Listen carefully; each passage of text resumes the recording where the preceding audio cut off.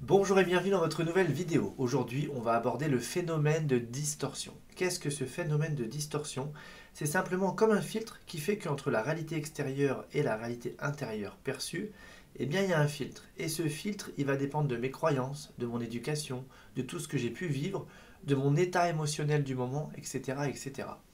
Et c'est simplement pour se rendre compte que finalement, si on met deux personnes assises l'une à côté de l'autre qui regardent la même scène, le même événement, et qu'ensuite on va leur demander de nous raconter ce qui s'est passé, on aura deux versions différentes. Alors pas forcément diamétralement opposées, mais en fait on va bien voir que chaque personne va avoir un récit avec des termes différents, que certains détails auront échappé à une personne et pas à l'autre, etc., etc.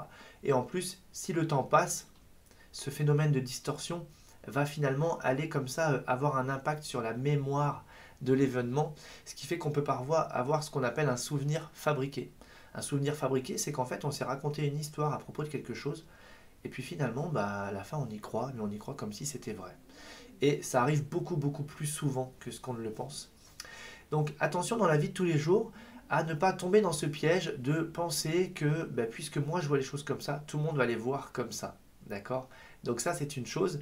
Et malheureusement, les éléments qui sont perçus de l'extérieur vers l'intérieur, eh bien, sont rarement de même nature entre ce qu'il y a eu et ce que j'ai perçu. C'est aussi ça le but dans le développement personnel, c'est aller se libérer de nos croyances limitantes, se libérer de l'ego aussi par exemple, hein, se libérer de nos peurs, etc., etc., qui va faire que finalement on va comme nettoyer cette lentille, et aussi bien on pourrait parler de phénomène de distorsion, donc qui va changer la réalité extérieure, pour aller vers un phénomène d'alignement, de vérité, de discernement, etc. Et plus on va faire ce travail sur soi, plus la vision que l'on va avoir à l'intérieur de ce qui est à l'extérieur va être alignée. Alors que si je suis dans des peurs vis-à-vis de quelque chose, tout mon système va être biaisé en fait. Vous voyez ce que je veux dire? Donc le fait d'aller comme ça, se nettoyer intérieurement, faire ce développement personnel, se libérer de tout ce qui vient contrarier comme ça l'alignement entre l'extérieur et l'intérieur, c'est comme ça qu'on va avoir un regard que l'on va pouvoir dire objectif.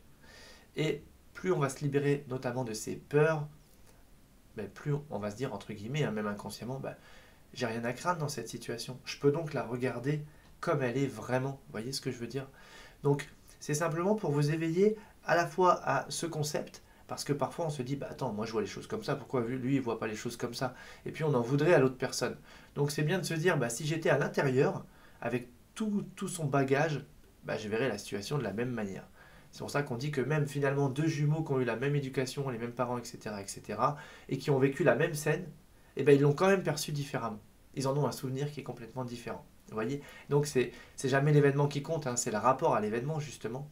Et pour que ce soit le plus authentique, parce que finalement on pourrait utiliser ce mot-là, cette notion d'authenticité, ou bien de juste, de quelque chose de vrai, cette recherche de vérité finalement, eh bien c'est d'aller comme ça nettoyer, nettoyer, nettoyer. Et c'est comme si on regardait les choses à travers un prisme et on va le nettoyer, qui fait qu'à un moment donné, entre ce qui existe et ce que l'on perçoit, waouh, là c'est hyper aligné, c'est hyper juste, et au moins on va gagner comme ça en objectivité.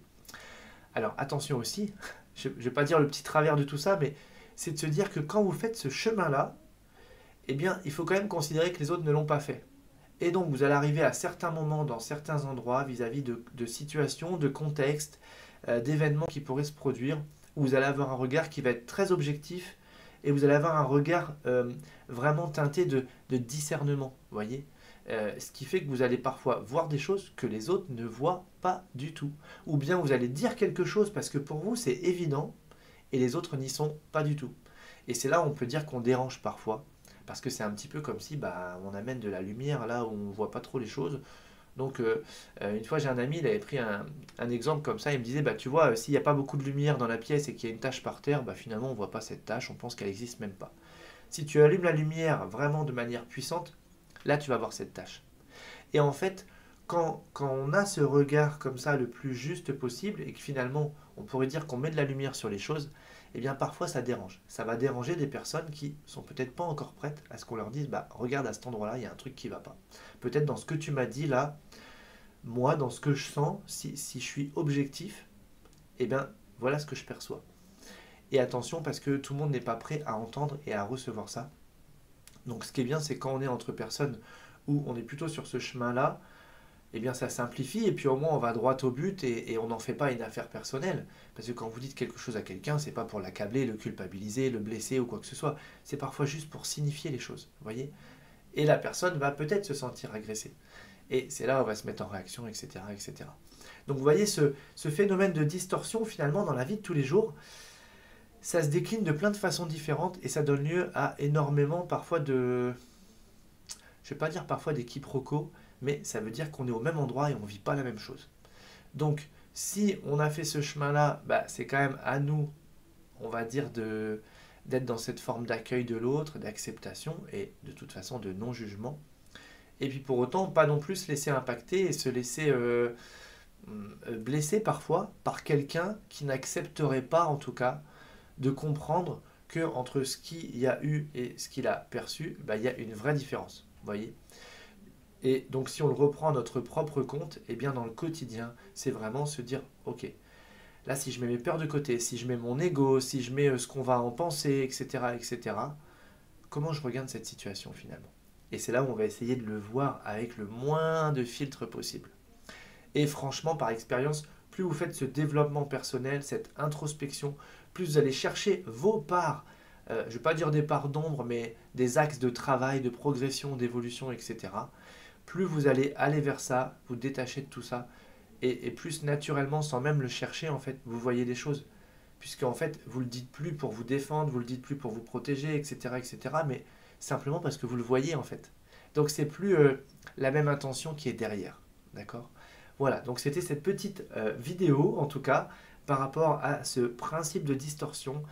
Si c'est pas clair, s'il y a des questions, si, etc., vous pouvez les poser en dessous. Et je vous rappelle que l'on se retrouve ce soir, 20h30. Si vous êtes abonné, vous avez la notification.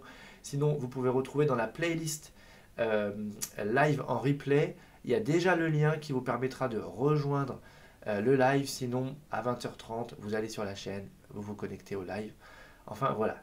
Plein de façons différentes. Je vais répondre à toutes vos questions. Donc, allez-y sur vos questions. Préparez vos questions si ce n'est pas encore fait. Et puis, on va se laisser porter de toute façon.